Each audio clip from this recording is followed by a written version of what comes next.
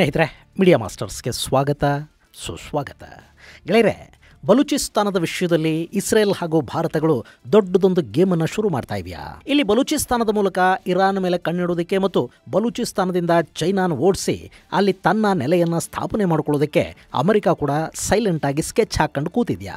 ಇಂಥದ್ದೊಂದು ಅನುಮಾನದ ಸುದ್ದಿ ಲೇಖನಗಳನ್ನು ಪಾಕಿಸ್ತಾನದ ಮಾಧ್ಯಮಗಳು ಪ್ರಕಟಿಸೋದಕ್ಕೆ ಶುರು ಮಾಡಿವೆ. ಅದಕ್ಕೆ ಕಾರಣ ಆಗ್ತಾ ಇರೋದು ಮೆಮೊರಿ. ಅಂದರೆ Middle East Media Research Institute Balochistan study ಪ್ರೋಗ್ರಾಮನ್ನು ಕೈಗೆತ್ತಿಕೊಳ್ತಾ ಇರೋದು ಮತ್ತು ಅದಕ್ಕೆ ಪ್ರಮುಖ ಸಲಹೆಗಾರರಾಗಿ ಮೀರಿಯಾರ್ ಬಲೂಚ್ ಅವರನ್ನು ನೇಮಕ ಮಾಡಿಕೊಂಡಿರೋದು. ಹಾಗಾದರೆ ಏನಿದು ಮೆಮೊರಿ? ಇದು ಒಂದು ಸ್ಟಡಿ ಪ್ರೋಗ್ರಾಮನ್ನು ಶುರು ಮಾಡಿದರೆ ಅದನ್ನು ಪಾಕಿಸ್ತಾನದ ಮಾಧ್ಯಮಗಳು ಯಾಕೆ ವಿರೋಧಿಸ್ತಾ ಇವೆ? ಭಾರತ ಮತ್ತು ಇಸ್ರೇಲ್ನ ಹೆಸರು ಇಲ್ಲಿ ಯಾಕೆ ಬರ್ತಾ ಇದೆ? ಇನ್ನು ಬಲೂಚ್ ಅನ್ನೋದು ಪಾಕಿಸ್ತಾನದಿಂದ ಬೇರ್ಪಟ್ರೆ ಇಸ್ರೇಲಿಗಾಗೋ ಲಾಭ ಏನು? ಅಮೆರಿಕಾಗೆ ಯಾಕೆ ಈ ಬಗ್ಗೆ ವಿಶೇಷ ಆಸಕ್ತಿ ಇದೆ? ಮತ್ತು ಅಮೆರಿಕಾದ ಅಧ್ಯಕ್ಷ ಡೊನಾಲ್ಡ್ ಟ್ರಂಪ್ ಹಾಗೂ ಪಾಕಿಸ್ತಾನದ ಫೀಲ್ಡ್ ಮಾರ್ಷಲ್ ನಡುವೆ ಇರಾನ್ಗೆ ಸಂಬಂಧಿಸಿದಂತೆ ನಡೆದ ಮಾತುಕತೆಗಳೇನು ಅನ್ನೋ ಬಗ್ಗೆ ಕೂಡ ಒಂದಷ್ಟು ಮಾಹಿತಿಯನ್ನು ನಾವಿಲ್ಲಿ ನೋಡೋಣ.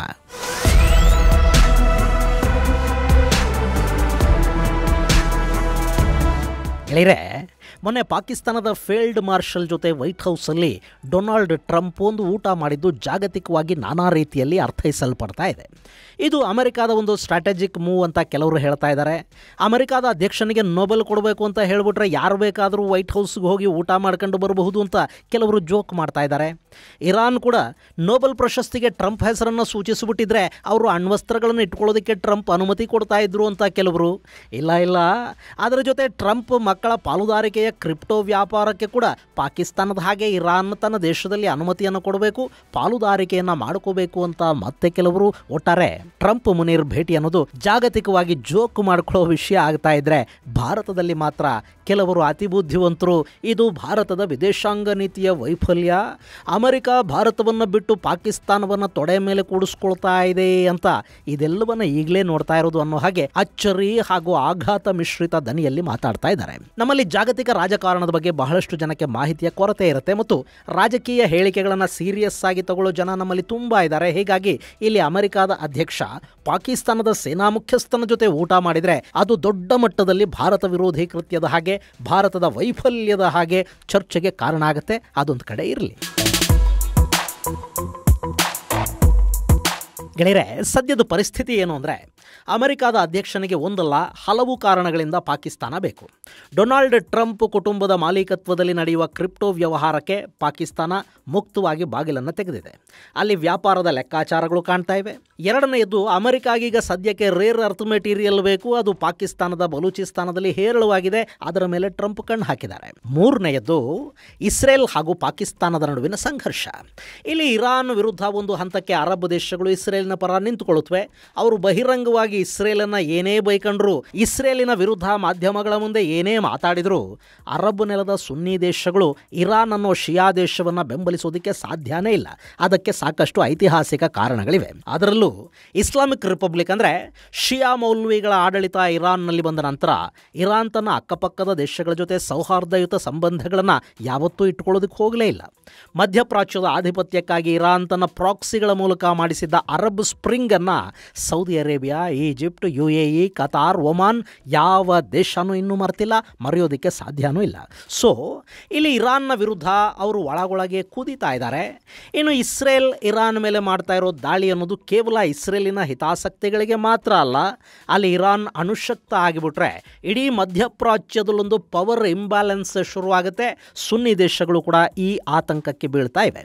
ಹೀಗಾಗಿ ಇಲ್ಲಿ ಇನ್ನೂ ಒಂದು ಅಣ್ವಸ್ತ್ರ ಶಕ್ತ ದೇಶ ಅರಬ್ ಜಗತ್ತಿಗೆ ಬೇಕಿಲ್ಲ. ಸೊ ಅವರೆಲ್ಲ ಪರೋಕ್ಷವಾಗಿ ಇಸ್ರೇಲಿನ ಬೆಂಬಲಕ್ಕೆ ಅಂದರೆ ಇರಾನಿನ ವಿರುದ್ಧ ನಿಲ್ತಾ ಇದ್ದಾರೆ. ಆದರೆ ಈಗ ಇರಾನ್ ಜೊತೆ ಗಡಿ ಹಂಚಿಕೊಳ್ಳುವ ದೇಶಗಳು ಕೂಡ ಇಸ್ರೇಲಿನ ಪರ ನಿಲ್ಲಬೇಕು. ಅಂದರೆ ಪಾಕಿಸ್ತಾನ ಹಾಗೂ ಆಫ್ಘನಿಸ್ತಾನಗಳು ಇರಾನ್ನ ವಿರುದ್ಧ ಕೆಲಸ ಮಾಡಬೇಕು. ಇಲ್ಲಿ ಸಮಸ್ಯೆ ಏನಪ್ಪಾ ಅಂದರೆ ಈ ದೇಶಗಳು ನೇರವಾಗಿ ಇಸ್ರೇಲಿಗೆ ಬೆಂಬಲ ಕೊಡೋದಕ್ಕೆ ಸಾಧ್ಯ ಆಗೋದಿಲ್ಲ. ಅದಕ್ಕೆ ಇಸ್ಲಾಮಿಕ್ ಭಾಯಿಚಾರ ಕಾರಣ ಅಂತ ಅಂದ್ಕೊಳ್ಳೋದಕ್ಕೆ ಹೋಗಬೇಡಿ. ಈ ಪಾಕಿಸ್ತಾನ ಇದೆಯಲ್ಲ, ಇದಕ್ಕೆ ಯಾವ ಬಾಯಿನೂ ಇಲ್ಲ, ಚಾರಾನೂ ಇಲ್ಲ. ಅದು ಇದುವರೆಗೆ ಕೊಂದಿರೋದೆಲ್ಲ ಮುಸಲ್ಮಾನರನ್ನೇ. ಬಲೂಚಲ್ಲೇನವರು ಕಾಫಿರರನ್ನು ಕೊಲ್ತಾ ಇದ್ದಾರಾ? ಆಫ್ಘನಿಸ್ತಾನದಲ್ಲಿ ಅಮೆರಿಕ ಜೊತೆ ನಿಂತು ದಾಳಿ ಮಾಡಿದ್ರಲ್ಲ, ಅಲ್ಲಿ ಸಾವಿಗೀಡಾಗಿದ್ದೇನು ಮುಸ್ಲಿಮರಲ್ವಾ? ಯಮನ್ನ ಹೌತಿಗಳ ವಿರುದ್ಧ ಪಾಕಿಸ್ತಾನ ಸೌದಿ ಅರೇಬಿಯಾಗೆ ಸಹಾಯ ಮಾಡ್ತಲ್ಲ, ಅಲ್ಲಿ ಸಾವಿಗೀಡಾಗಿದ್ಯಾರು? ಜೋರ್ಡಾನ್ನಿಂದ ಹಣ ಪಡ್ಕೊಂಡು ಅವರಿಗೆ ಸಹಾಯ ಮಾಡುವ ನಿಟ್ಟಲ್ಲಿ ಪ್ಯಾಲೆಸ್ತೀನಿಯರನ್ನೇ ಅಲ್ವಾ ಪಾಕಿಸ್ತಾನ ಕೊಂದು ಹಾಕಿದ್ದು. ಸೊ ಇಲ್ಲಿ ಪಾಕಿಸ್ತಾನದ ಬಾಡಿಗೆ ಗೂಂಡಾಗಳಂತಹ ಸೈನಿಕರಿಗೆ ಹಣ ಸಿಗಬೇಕು ಅಷ್ಟೇ, ಅವರು ಯಾರ ವಿರುದ್ಧ ಬೇಕಾದರೂ ಬಂದು ಕೆತ್ತಿಬಿಡ್ತಾರೆ. ಅಲ್ಲಿ ಮುಸ್ಲಿಂ ಕಾಫಿರ್ ಇಂಥದ್ದೇನೂ ಇರೋದಿಲ್ಲ. ಆದರೆ ಪ್ಯಾಲೆಸ್ತೀನಿಯರನ್ನು ಅಥವಾ ಬೇರೆ ಮುಸ್ಲಿಮರನ್ನು ಕೊಲ್ಲೋದು ಬೇರೆ, ನೇರವಾಗಿ ಇಸ್ರೇಲಿಗೆ ಯಹೂದಿಗಳಿಗೆ ಬಹಿರಂಗವಾಗಿ ಬೆಂಬಲವನ್ನು ಕೊಡೋದೇ ಬೇರೆ. ಹಾಗೇನಾದರೂ ಮಾಡಿದರೆ ಪಾಕಿಸ್ತಾನದಲ್ಲಿನ ಮುಸ್ಲಿಂ ಸಂಘಟನೆಗಳು ಬಂಡೇಳುತ್ತವೆ. ಸೊ ಪಾಕ್ ನೇರವಾಗಿ ಇಸ್ರೇಲ್ ಪರ ನಿಂತು ಇರಾನ್ ವಿರುದ್ಧ ಯುದ್ಧ ಮಾಡೋದಕ್ಕೆ, ಸೇನಾ ಕಾರ್ಯಾಚರಣೆಯನ್ನು ಮಾಡೋದಕ್ಕೆ ಸಾಧ್ಯ ಆಗೋದಿಲ್ಲ. ಆದರೆ ಇರಾನಿನ ಗಡಿಯಲ್ಲಿ ಪಾಕಿಸ್ತಾನ ಭಯೋತ್ಪಾದಕ ಕೃತ್ಯಗಳನ್ನು ಹೆಚ್ಚು ಮಾಡಿಸಬಹುದು. ಸಿಸ್ತಾನ್ ಬಲೂಚಿಸ್ತಾನದಲ್ಲಿ ಪಾಕ್ ಬೆಂಬಲಿತ ಜೈಷ್ ಎ ಅದಲ್ ಅನ್ನೋ ಸುನ್ನಿ ಉಗ್ರ ಸಂಘಟನೆಯೊಂದು ಕೆಲಸ ಮಾಡ್ತಾ ಇದೆ. ಅದನ್ನು ಪಾಕಿಸ್ತಾನ ಆಕ್ಟಿವ್ ಮಾಡಬಹುದು. ಅಮೆರಿಕ ಈ ಸಂಘರ್ಷದಲ್ಲಿ ನೇರವಾಗಿ ಭಾಗಿಯಾದರೆ ಅಮೆರಿಕಾದ ವಾಯುಪಡೆಗಳಿಗೆ ಬೇಕಾದ ಸಹಾಯವನ್ನು, ಏರ್ ಬೇಸ್ಗಳನ್ನು, ಏರ್ ಸ್ಪೇಸ್ ಬಳಕೆಗೆ ಅವಕಾಶವನ್ನು ಪಾಕಿಸ್ತಾನ ಮಾಡಿಕೊಡಬಹುದು. ಹೇಗೂ ಅಮೆರಿಕಾಗೆ ಆಫ್ಘನಿಸ್ತಾನದಲ್ಲಿ ಈಗಾಗಲೇ ಒಂದು ಬೇಸ್ ಇದೆ. ಇರಾಕಲ್ಲಿ ಅಮೆರಿಕಾದ ಪಡೆಗಳಿವೆ. ಪರ್ಷಿಯನ್ ಗಲ್ಫ್ನ ಮತ್ತೊಂದು ತುದಿಯಲ್ಲಿ ಅಂದರೆ ಅರಬ್ ದೇಶಗಳಲ್ಲಿ ಕೂಡ ಅಮೆರಿಕಾದ ಸೇನೆ ಹಾಗೂ ವಾಯುಪಡೆಗಳಿವೆ, ಯುದ್ಧ ವಿಮಾನಗಳೂ ಇವೆ. ಈಗ ಪಾಕಿಸ್ತಾನದ ಏರ್ ಬೇಸ್ ಅನ್ನು ಕೂಡ ಅವರು ಅಮೆರಿಕಾಗೆ ಬಿಟ್ಟುಕೊಟ್ಟು ಬಿಟ್ರೆ ಇರಾನ್ನ ಮೇಲೆ ಯುದ್ಧಕ್ಕೆ ಅಮೆರಿಕಾದ ಪಡೆಗಳಿಗೆ ಮತ್ತಷ್ಟು ಅನುಕೂಲ ಆಗುತ್ತೆ. 4 ಕಡೆಗಳಿಂದ ದಾಳಿ ಮಾಡೋದಕ್ಕೆ ಸಾಧ್ಯ ಆಗುತ್ತೆ. ಸೊ ಅಮೆರಿಕಾದ ಅಧ್ಯಕ್ಷ ಡೊನಾಲ್ಡ್ ಟ್ರಂಪ್ ಪಾಕಿಸ್ತಾನದ ಫೀಲ್ಡ್ ಮಾರ್ಷಲ್ಗೆ ಬಿರಿಯಾನಿಯನ್ನು ತಿನ್ನಿಸಿ ಮಾತಾಡಿದ ವಿಷಯಗಳಲ್ಲಿ ಇದು ಕೂಡ ಒಂದು. ಈ ಸಂದರ್ಭದಲ್ಲಿ ಇರಾನ್ ಮೇಲೆ ಇಸ್ರೇಲ್ ದಾಳಿ ಮಾಡಿ ಅಲ್ಲಿನ ಆಡಳಿತ ಬದಲಾವಣೆಗೆ ಮುಂದಾದರೆ ಪಾಕಿಸ್ತಾನದ ಜೊತೆಗಿನ 565 ಮೈಲಿ ಅಂದರೆ ಸುಮಾರು 909 ಕಿಲೋಮೀಟರ್ ಇರಾನ್ನ ಗಡಿ ಇದೆಯಲ್ಲ, ಆ ಗಡಿಯ ಉದ್ದಕ್ಕೂ ಸಮಸ್ಯೆಗಳು ಉಂಟಾಗತ್ವೆ. ಅರಾಜಕತೆಗೆ ಇದು ಅವಕಾಶವನ್ನು ಮಾಡಿಕೊಡುತ್ತೆ. ಇರಾನ್ನಲ್ಲಿ ಬಲೂಚ್ ಪಡೆಗಳು ಅಂದರೆ ಜೈಷ್ ಅಲ್ ಅದಲ್ ಹಾಗೂ ಪಾಕಿಸ್ತಾನದಲ್ಲಿನ ಬಲೂಚ್ ಲಿಬರೇಷನ್ ಪಡೆಗಳು ಈ ಸಂದರ್ಭವನ್ನು ಬಳಸಿಕೊಂಡು ಎರಡೂ ಕಡೆಗಳಲ್ಲಿ ಸಮಸ್ಯೆಗಳನ್ನು ಸೃಷ್ಟಿ ಮಾಡುತ್ತವೆ. ಅದರಲ್ಲೂ ಪಾಕಿಸ್ತಾನದಲ್ಲಿ ಸಮಸ್ಯೆ ಹೆಚ್ಚಾಗತ್ತೆ ಅನ್ನೋ ಆತಂಕವನ್ನು ಮುನೀರ್ ಟ್ರಂಪ್ ಮುಂದೆ ವ್ಯಕ್ತಪಡಿಸಿದ್ದಾಗಿ ಹೇಳಲಾಗ್ತಾ ಇದೆ. ಅಲ್ಲಿನ ಸಮಸ್ಯೆಗಳ ಬಗ್ಗೆ ಹಾಗೂ ಇನ್ನಿತರ ವಿಷಯಗಳ ಬಗ್ಗೆ ಮಾತಾಡೋದಕ್ಕೆ ಮುನೀರ್ ಅಮೆರಿಕಾಗೆ ತನ್ನ ಜೊತೆ ISIನ ಮುಖ್ಯಸ್ಥ ಹಾಗೂ ಪಾಕಿಸ್ತಾನದ NSA ಲೆಫ್ಟಿನೆಂಟ್ ಜನರಲ್ ಆಸಿಮ್ ಮಲಿಕ್ನನ್ನು ಕೂಡ ಕರ್ಕೊಂಡು ಹೋಗಿದ್ದ ಅನ್ನೋದು ಇಲ್ಲಿ ಗಮನಿಸಬೇಕಾದ ಮತ್ತೊಂದು ಅಂಶ. ಇನ್ನು ಅಮೆರಿಕ ಇಲ್ಲಿ ಪಾಕಿಸ್ತಾನದ ಸೇನಾ ಮುಖ್ಯಸ್ಥನ ಜೊತೆ ಮಾತುಕತೆಗಳನ್ನು ಮಾತ್ರ ಮಾಡ್ತಾ ಇದೆಯಾ? ಅವರು ಇದನ್ನು ಕೂಡ ತಮ್ಮ ಎಲ್ಲ ಪ್ರಯತ್ನಗಳ ಒಂದು ಭಾಗವಾಗಿ ಮಾತ್ರ ನೋಡ್ತಾ ಇದ್ದಾರೆ. ಪಾಕಿಸ್ತಾನದ ಸೇನೆಯೊಂದಿಗೆ ಮಾತಾಡೋದ್ರ ಜೊತೆ ಬಲೂಚ್ ಪ್ರತ್ಯೇಕತಾವಾದಿಗಳನ್ನು ಕೂಡ ಅಮೆರಿಕ ಬಲಪಡಿಸೋ ಬಗ್ಗೆ ಯೋಚಿಸ್ತಾ ಇದೆ. ಇಲ್ಲಿ ಯಾವುದು ಹೆಚ್ಚು ಅನುಕೂಲ, ಯಾವುದು ಲಾಭದಾಯಕ, ಯಾವುದು ತಕ್ಷಣಕ್ಕೆ ಕೆಲಸ ಮಾಡುತ್ತೆ, ಯಾವುದು ದೀರ್ಘಾವಧಿಯ ಯೋಜನೆ ಆಗುತ್ತೆ ಅನ್ನೋದನ್ನು ಗಮನದಲ್ಲಿಟ್ಕೊಂಡು ಅವರು ಕೆಲಸ ಮಾಡ್ತಾರೆ. ಅದಕ್ಕಾಗಿಯೇ ಅಲ್ಲಿ ಬಲೂಚ್ ಸ್ಟಡೀಸ್ಗಾಗಿ Middle East Media Research Institute memory ಕಣಕ್ಕಿಳಿತಾ ಇದೆ.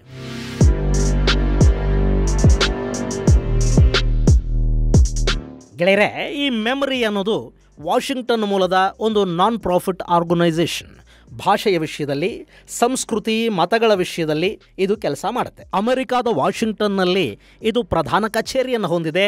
ಜೊತೆಗೆ ಜಗತ್ತಿನ ನಾನಾ ದೇಶಗಳಲ್ಲಿ ಇದರ ಕಚೇರಿಗಳಿವೆ. ಕುರ್ದ್ ಹಾಗೂ ಅಹ್ವಾಜ್ಗಳ ಬಿಡುಗಡೆ ಮತ್ತು ಸ್ವಾತಂತ್ರ್ಯಕ್ಕಾಗಿ ಅಂತಾರಾಷ್ಟ್ರೀಯ ಮಟ್ಟದಲ್ಲಿ ದನಿಯಾಗ್ತಾ ಇರೋದು ಇದೇ ಮೆಮೊರಿ. ಸ್ನೇಹಿತರೆ, ನಿಮಗೆ ಕುರ್ದ್ಗಳ ಬಗ್ಗೆ ಗೊತ್ತಿದೆ. ಆದರೆ ಅಹ್ವಾಜ್ ಅನ್ನೋದು ಇರಾನಿನ ಖುಜೆಸ್ತಾನ್ ಪ್ರಾವಿನ್ಸ್ನಲ್ಲಿ ಪರ್ಷಿಯನ್ ಗಲ್ಫ್ಗೆ ಸಮೀಪ ಇರುವ ಒಂದು ಪ್ರದೇಶ. ಇಲ್ಲಿ ಅಹ್ವಾಜ್ ಜನಾಂಗ ಇದೆ. ಇವರಲ್ಲಿ ಹೆಚ್ಚಿನವರು ಶಿಯಾ ಮುಸ್ಲಿಮರೇ, ಆದರೆ ಇವರ ಮೂಲ ಪರ್ಷಿಯಾ ಅಲ್ಲ, ಅರಬ್ ಮೂಲದ ಜನ ಇವರು. ಹೀಗಾಗಿ ಪರ್ಷಿಯನ್ನರಿಂದ ಬಿಡುಗಡೆಗೆ, ಪ್ರತ್ಯೇಕ ಅಹ್ವಾಜ್ ನಾಡಿಗಾಗಿ ಸಾಕಷ್ಟು ವರ್ಷಗಳಿಂದ ಪ್ರಯತ್ನವನ್ನು ಪಡ್ತಾ ಇದ್ದಾರೆ. ಅದು ಬೇರೆಯದ್ದೇ ಕಥೆ, ಅದನ್ನು ಮುಂದೆ ಹೇಳ್ತೀನಿ.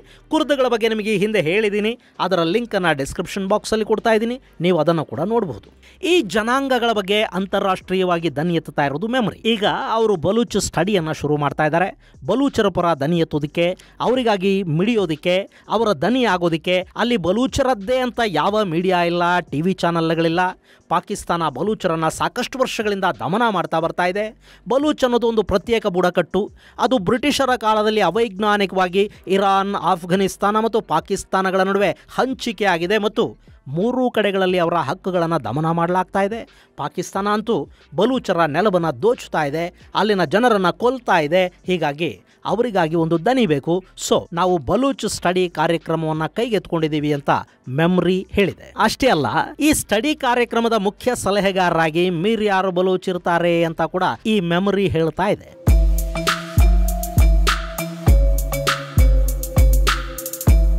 ಗೆಳೆಯರೆ, ಮಿರ್ಯಾರ್ ಪಾಕಿಸ್ತಾನವನ್ನು ತೀವ್ರವಾಗಿ ವಿರೋಧಿಸುವ ಮತ್ತು ಆಫ್ಘನ್ ಇರಾನ್ಗಳಲ್ಲಿನ ಭೂಪ್ರದೇಶವೂ ಸೇರಿದಂತೆ ಸಮಗ್ರ ಬಲೂಚಿಸ್ತಾನದ ರಚನೆ ಆಗಬೇಕು ಅಂತ ಬಯಸುವ ಸೆಕ್ಯುಲರ್ ಬಲೂಚಿಸ್ತಾನದ ಸ್ವಾತಂತ್ರ್ಯ ಹೋರಾಟಗಾರ.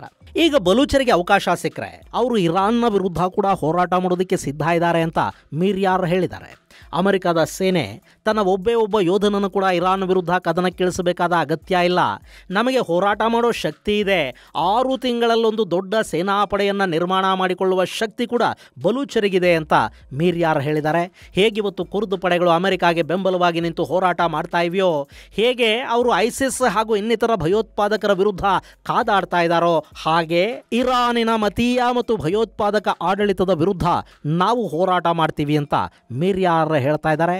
ಅಲ್ಲಿ ಇಸ್ಲಾಮಿಕ್ ರಿಪಬ್ಲಿಕ್ನ ಆಡಳಿತ ನಾಶವಾಗುವವರೆಗೆ ಪರ್ಷಿಯನ್ ಅಲ್ಲದ ಬುಡಕಟ್ಟು ಜನಾಂಗಗಳ ದಮನ ಏನ್ ನಡೀತಾ ಇದೆ ಅದು ನಿಲ್ಲೋದಿಲ್ಲ ಅನ್ನೋದನ್ನು ಕೂಡ ಇಲ್ಲಿ ಮಿರ್ಯಾರ್ ಬಲೂಚ್ ಹೇಳ್ತಾ ಇದ್ದಾರೆ. ಇದರ ಜೊತೆಗೆ ಈಗಾಗಲೇ ಪಾಕಿಸ್ತಾನದಲ್ಲಿ ನಮ್ಮ 50,000 ಸೇನಾಪಡೆ ಇದೆ ಅಂತ ಅವರು ಹೇಳ್ಕೊಂಡಿದ್ದಾರೆ. ಈ ಮಾತು ಈಗ ಪಾಕಿಸ್ತಾನವನ್ನ ಕಂಗಾಲಾಗುವ ಹಾಗೆ ಮಾಡ್ತಾ ಇದೆ. ಇಲ್ಲಿ ಬಲೂಚ್ ಹೋರಾಟಕ್ಕೆ ಅಂತಾರಾಷ್ಟ್ರೀಯ ಬೆಂಬಲ ಸಿಗುವ ಹಾಗೆ ಇಸ್ರೇಲ್ ಹಾಗೂ ಭಾರತಗಳು ಮೆಮ್ರಿಯನ್ನ ಕಣಕ್ಕಿಳಿಸಿವೆ ಅನ್ನೋದು ಪಾಕಿಸ್ತಾನದ ಮಾಧ್ಯಮಗಳು ಮಾಡ್ತಾ ಇರೋ ಆರೋಪ. ಗೆಳೆಯರೆ, ಬಲೂಚಿಸ್ತಾನದಲ್ಲಿ ಪಾಕಿಸ್ತಾನವನ್ನು ಹೊರತುಪಡಿಸಿ ಪ್ರತ್ಯೇಕ ಮತ್ತು ಸೆಕ್ಯುಲರ್ ಆಡಳಿತ ಶುರುವಾದರೆ ಅದರ ಸಂಪೂರ್ಣ ಲಾಭ ಇಸ್ರೇಲಿಗಾಗತ್ತೆ ಅನ್ನೋದರಲ್ಲಿ ಎರಡು ಮಾತಿಲ್ಲ. ನಾಳೆ ಇರಾನ್ನಲ್ಲಿ ಯಾವುದೇ ಆಡಳಿತ ಬಂದರೂ ಕೂಡ ಅವರ ಮೇಲೆ ಪೂರ್ಣ ಪ್ರಮಾಣದಲ್ಲಿ ಕಣ್ಣಿಡೋದಕ್ಕೆ ಇಸ್ರೇಲಿಗೊಂದು ನೆಲ ಮತ್ತು ನೆಲೆ ಬೇಕು. ಅದಕ್ಕೆ ಬಲೂಚಿಸ್ತಾನಕ್ಕಿಂತ ಉತ್ತಮವಾದ ಜಾಗ ಮತ್ತೊಂದಿಲ್ಲ. ಸದ್ಯಕ್ಕೆ ಅಜರ್ಬೈಜಾನ್ ಮೂಲಕ ಒಂದು ಕಡೆ ಟರ್ಕಿ ಹಾಗೂ ಇರಾನ್ಗಳನ್ನು ಇಸ್ರೇಲ್ ಗಮನಿಸ್ತಾ ಇದೆ. ಮತ್ತೊಂದು ಕಡೆ ಬಲೂಚಲ್ಲಿ ಇಸ್ರೇಲ್ ಜಾಗ ಮಾಡಿಕೊಂಡ್ರೆ ಪಾಕಿಸ್ತಾನ ಹಾಗೂ ಇರಾನ್ಗಳ ಮೇಲೆ ಮತ್ತು ಅವರ ನ್ಯೂಕ್ಲಿಯರ್ ಆಕ್ಟಿವಿಟಿಗಳ ಮೇಲೆ ಕೂಡ ಇಸ್ರೇಲ್ ಕಣ್ಣಿಡೋದಕ್ಕೆ ಸಾಧ್ಯ ಆಗುತ್ತೆ. ಅಲ್ಲಿ ಸ್ಟ್ರಾಟಜಿಕ್ ಸುಪ್ರಿಮಸಿಯನ್ನು ಸಾಧಿಸೋದಕ್ಕೆ ಇಸ್ರೇಲ್ಗೆ ಅವಕಾಶ ಆಗುತ್ತೆ. ಹಾಗೆ ಅಮೆರಿಕಾದಲ್ಲಿ ಬಲೂಚಿಸ್ತಾನದ ಮಿನರಲ್ಸ್ ಸಿಗುತ್ತವೆ. ಅತ್ಯಂತ ಸಮೃದ್ಧ ಖನಿಜ ಸಂಪತ್ತಿನ ಭೂಭಾಗ ಅಮೆರಿಕಾದ ಪಾಲಾಗುತ್ತೆ. ಜೊತೆಗೆ ಚೈನಾನ ಅಲ್ಲಿಂದ ಓಡಿಸೋದಕ್ಕೆ ಕೂಡ ಅಮೆರಿಕಾಗೆ ಸಾಧ್ಯ ಆಗುತ್ತೆ. ಇನ್ನು ಚೈನಾ ಅಲ್ಲಿಂದ ಎದ್ದು ಹೋದರೆ ಅದು ಭಾರತದ ದೃಷ್ಟಿಯಿಂದ ಕೂಡ ತುಂಬ ಒಳ್ಳೆಯದು ಅನ್ನಿಸ್ಕೊಳ್ಳುತ್ತೆ ಮತ್ತು ಪಾಕಿಸ್ತಾನ ಇನ್ನೊಂದು ಬಾರಿ ಇಬ್ಬಾಗವಾಗಿ ಅದು ಪಂಜಾಬ್ಗೆ ಮಾತ್ರ ಸೀಮಿತ ಆದರೆ ಅದರಿಂದ ಭಾರತಕ್ಕಾಗ್ತಾ ಇರೋ ಸಮಸ್ಯೆಗಳು ಕೂಡ ಕಡಿಮೆ ಆಗುತ್ತವೆ. ಸೊ ಇಲ್ಲಿ ಬಲೂಚ್ ಪ್ರತ್ಯೇಕಗೊಳ್ಳೋದು ಎಲ್ಲರಿಗೂ ಎಲ್ಲ ರೀತಿಯಲ್ಲೂ ಲಾಭವಾಗುವ ಯೋಜನೆ. ಹೀಗಾಗಿನೇ ಈ ಬಗ್ಗೆ ಇಸ್ರೇಲ್ ಏನಾದರೂ ತುಂಬ ಆಸಕ್ತಿಯನ್ನು ತೋರಿಸ್ತಾ ಇದ್ರೆ ಅದರ ಬಗ್ಗೆ ಅಚ್ಚರಿ ಪಡಬೇಕಾದ ಅಗತ್ಯ ಏನಿಲ್ಲ ಮತ್ತು ಇದು ಮುಂದಿನ ದಿನಗಳಲ್ಲಿ ಬಲೂಚನ್ನ ಪ್ರತ್ಯೇಕಗೊಳಿಸೋ ನಿಟ್ಟಲ್ಲಿ ಒಂದು ದೊಡ್ಡ ಹೆಜ್ಜೆ ಆಗತ್ತೆ ಅಂದರೆ ಅದಕ್ಕಿಂತ ಹೆಚ್ಚು ಸಂತೋಷ ಪಡಬೇಕಾದ ವಿಷಯ ಕೂಡ ಮತ್ತೊಂದಿರಲಿಕ್ಕಿಲ್ಲ.